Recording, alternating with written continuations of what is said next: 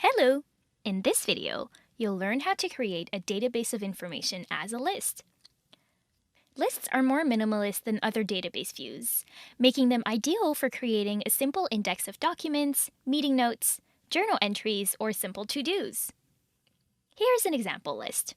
As you can see, it's a database of meeting notes, which lets everyone see the name of the note set, the date it was created, who was there, and the type of meeting it was. Each of these properties are pieces of information about each entry in your list. Lists are handy because they display property information very simply here on the right-hand side. This makes it easy to get a lot of context about any given item in your list at a glance. To add properties to your list, click Properties and then Add a Property. You'll be prompted to choose what kind of property you want to add, whether it's a text field, a number field, a person, a date, a checkbox, etc., and give it a name. For instance, the property called Participants is a person property, which allows me to tag my teammates who were in a meeting with me. You can see more detail about these properties by clicking on the name of any item. This opens as its own whole Notion page, where you can store all the relevant information you want. All your properties are listed and can be edited at the top of the page, so there's no need to show them all in your actual list. To determine what properties to hide or to show, just go to Properties, and toggle your properties on and off accordingly. Hiding properties in your list allows you to focus only on what's helpful to know.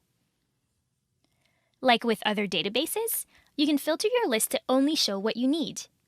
To apply a filter, click that button at the top of your list, select the property you want to filter by, then specify the criteria you want. For example, you can say, only show notes from daily stand-up meetings. Your list will change in real time. You can also change the order of your list by sorting your data. For instance, if you wanted to organize your meeting notes so the most recent meeting appears at the top, you could say Sort Date Created Descending. Now, if you click on Add a View here at the top left, you'll see that you have the option to add a different view of the same list. A list view is nice and minimalist, and boasts all the power of a database without the clutter. But you can also decide to view this data on a calendar, on a board, or in a table. You can create views with different filters and sorts and easily switch between them. Here, I can switch between my full list of meeting notes and a view of only notes from daily stand-up meetings. To find out more about the cool things you can do with database views, check out our videos on galleries, calendars, boards, and tables. We hope lists help you stay organized in style.